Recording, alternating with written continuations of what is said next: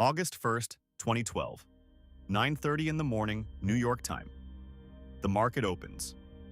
At that exact moment, a timer starts that nobody in the company knows about yet. 45 minutes later, it will stop, and one of Wall Street's largest trading firms will have lost around $440 million. Not from a market crash, from one bug in a deployment. In those 45 minutes, Knight Capital's system executed more than 4 million trades across 154 stocks, around 397 million shares, buying high, selling low, automatically, without stopping. Nobody could shut it off. The stop button simply didn't exist in the code. This isn't a one-off.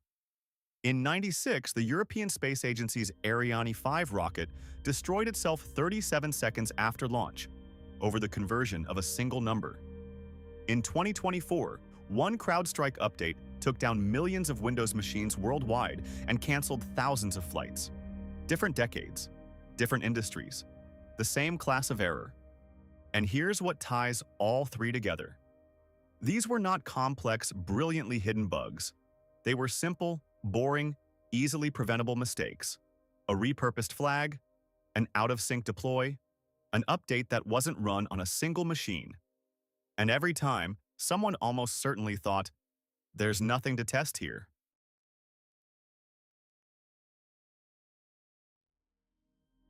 Let's start with what almost every engineering team believes.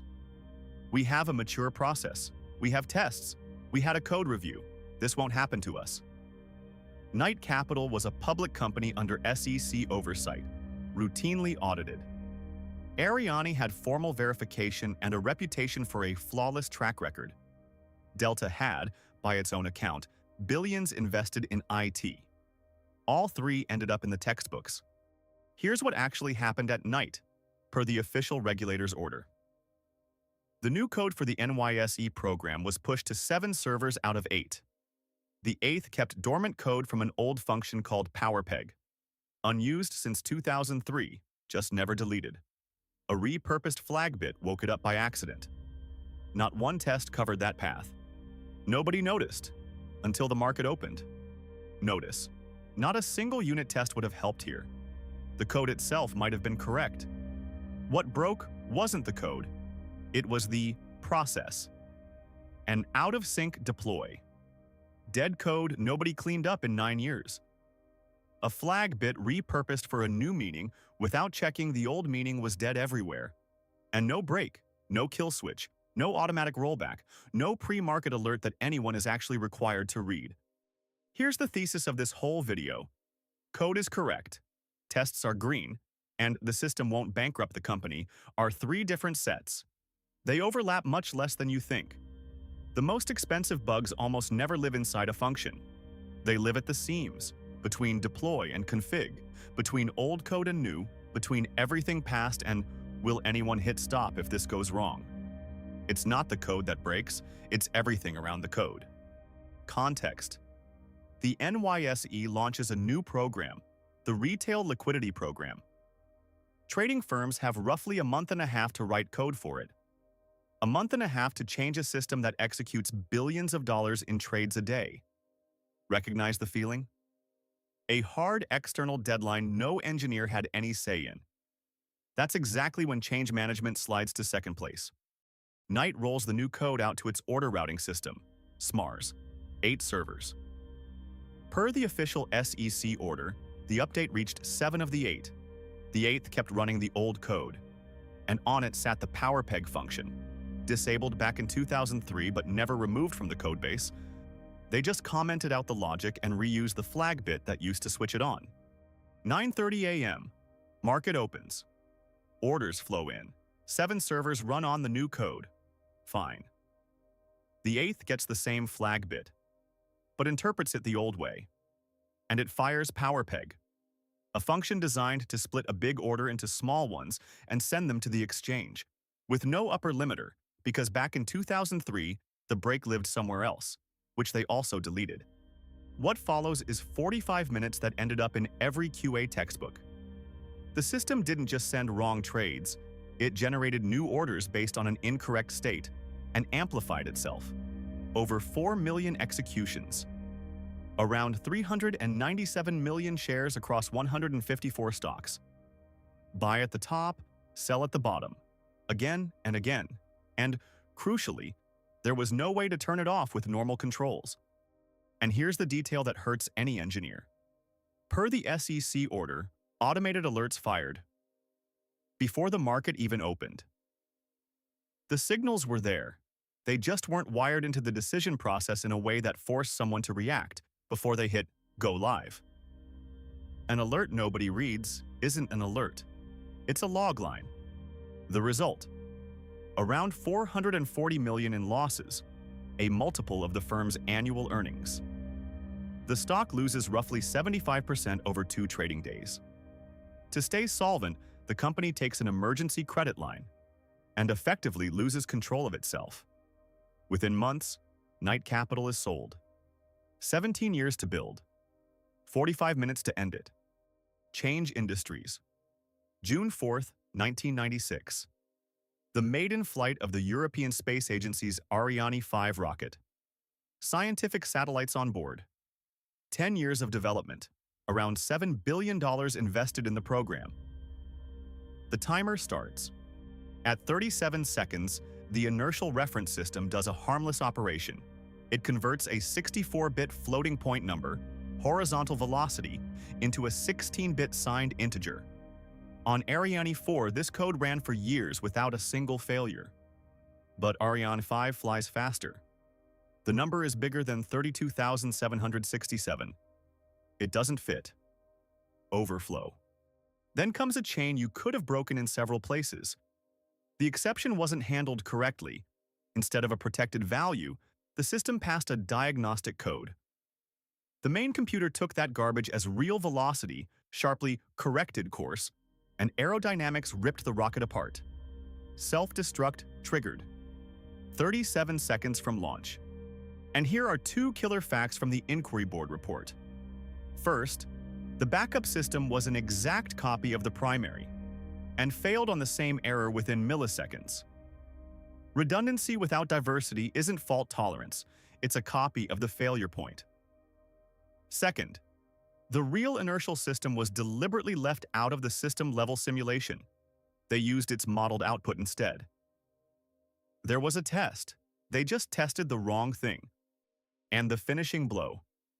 The function that started all this wasn't even needed after launch. It was left running for 40 seconds because of a requirement from Ariane 4 that didn't apply to Ariane 5. Recognize it? Dead code from a previous system, left enabled just in case. The same class of error as Knight. Here, it just cost a rocket. You'll say this is all ancient history. The industry has grown up. July 19, 2024. CrowdStrike pushes an update to its Falcon security agent. It goes out to millions of Windows machines worldwide. And almost simultaneously, those machines drop into a blue screen. Airports, banks, hospitals, broadcasting. Globally, in minutes. Take one company, Delta Airlines, as an example of blast radius. By its own figures, roughly 7,000 canceled flights over 5 days, affecting about 1.3 million passengers at the peak of summer travel. One update from a third-party vendor, and the largest U.S. carrier is grounded for a week. And here's the key difference from the earlier cases on the evidence side. These numbers aren't from a blog retelling. They're from the official 8K filing Delta submitted to the SEC. Direct revenue hit, around $380 million for the quarter. Additional expense, around $170 million. Delta's lawsuit cites a figure of at least $500 million. Important, and I'm saying this as someone who's seen a lot of incident reviews. Who is legally at fault has not been established. Delta claims the update was pushed untested. CrowdStrike disputes that, points to a liability cap in its service contract, and shifts some blame onto Delta's infrastructure. This is an active countersuit. What's interesting here isn't the fault, it's the mechanism. The wider you're deployed, the more every untested line costs. Let's bring it together.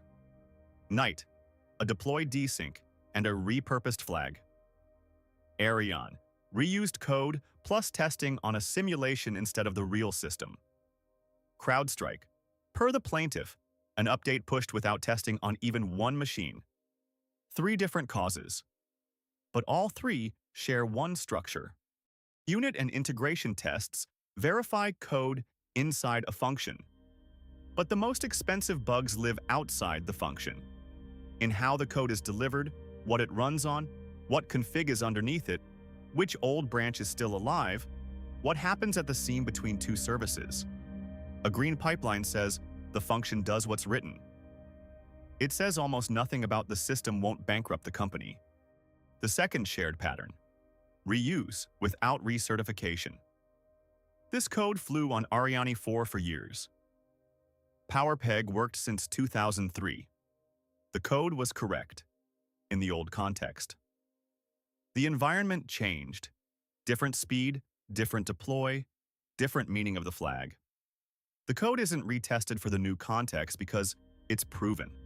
That's the most expensive sentence in engineering. And the third: no break. Knight had no kill switch and no controlled rollback. Ariane's backup was a copy of the failure point. In the CrowdStrike case, the update, per the lawsuit, couldn't be removed remotely. The cost of a bug isn't the size of the bug. It's deployment scale times propagation speed, divided by how fast you can hit stop.